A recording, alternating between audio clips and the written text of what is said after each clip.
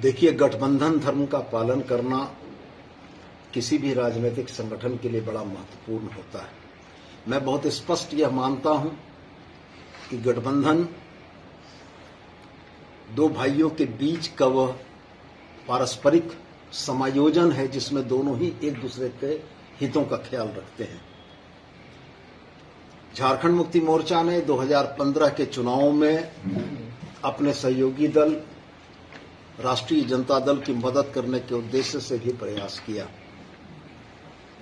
2020 में राष्ट्रीय जनता दल और कांग्रेस के गठबंधन ने 3 सीटों का आश्वासन हम लोगों को दिया था, जो आखिरी समय में वह 3 सीटें इन लोगों ने राष्ट्रीय जनता दल, कांग्रेस और जदयू ने एक-एक करके बांट ली और झारखंड मुक्ति मोर्चा को धोखा मिला। हम अपनी बात अगर कहते हैं तो हमने बताया कि 2015 के चुनाव में भी हमने राजद को मदद की थी। 2019 के चुनाव में भी राजद हमारे गठबंधन का पार्ट था। 2019 के चुनाव में राजद का एकमात्र विधायक सत्यानंद भोक्ता जीते थे, जिसको गठबंधन धर्म का पालन करते हुए हेमंत सोरेन जी ने 5 वर्षों तक मंत्री बनाकर रखा। 2019 के चुनाव के बाद 2024 का चुनाव आया। 2024 के चुनाव में गठबंधन धर्म का पालन करने के लिए झारखंड मुक्ति मोर्चा ने कांग्रेस, राजद और वाम दलों को समायोजित किया। चुनाव के परिणामों के बाद सरकार बनाने की बारी आई तो 4 सीटें होने के बाद भी राजद को हम लोगों ने एक बर्थ दी, जो कि हमारे एक मंत्री हैं। मैं ये बातें तमाम इसलिए आपको दोहरा रहा हूं कि झारखंड मुक्ति मोर्चा ने बड़ी सदाशयता के साथ गठबंधन धर्म का पालन किया।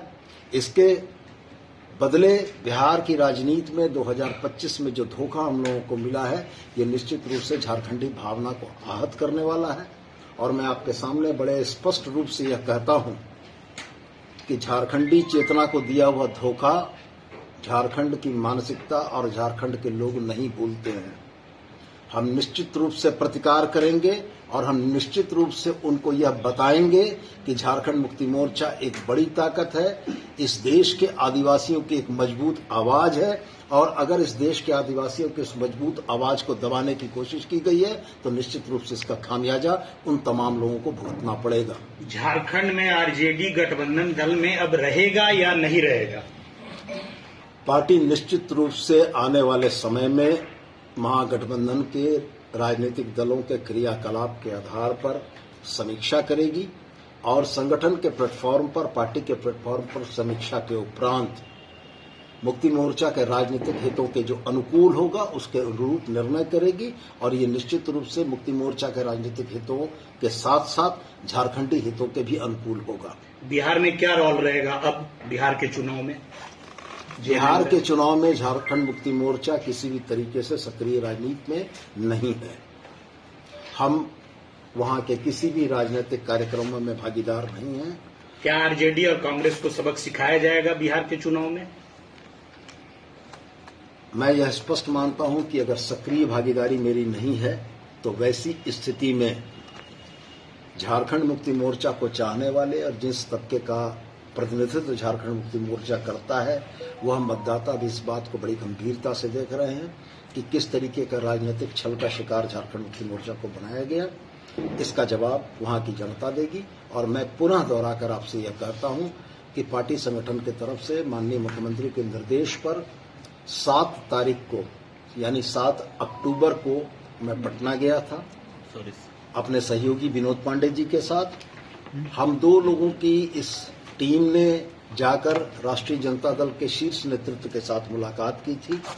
उस शीर्ष नेतृत्व के साथ 1 घंटे से ज्यादा चली हुई वार्ता में बड़े सौहार्दपूर्ण तरीके से इन बातों का एक सहमति बनी थी कि झारखंड मुक्ति मोर्चा इंडिया गठबंधन का पार्ट है और झारखंड मुक्ति मोर्चा को समायोजित करने में कहीं से कोई कमी नहीं होगी। लेकिन 7 से लेकर 20 अक्टूबर तक के इन 13 या 14 दिनों के कार्यकलाप में राजनीतिक धूर्तता का जैसा परिचय दिया गया है, ये निश्चित रूप से आहत करने वाला है। और हम इस बात को भी कतई नहीं भूले हैं कि राहुल गांधी जी, तेजस्वी जी की इस यात्रा के समापन में मनुहार और इसरार करके हेमंत सोरेन जी को बुलाया गया था और हेमंत सोरेन जी इंडिया गठबंधन के पार्ट होने के वजह से वहां गए थे। और अगर अभी बदले हुए क्रम में, बदली हुई परिस्थितियों में इस तरीके का बर्ताव हुआ है तो निश्चित रूप से इसका फलाफल उन तमाम ताकतों को भी भुगतना पड़ेगा जिन लोगों ने झारखंड मुक्ति मोर्चा के आत्मसम्मान को आहत किया है। बातचीत में आखिर ब्रेक कहां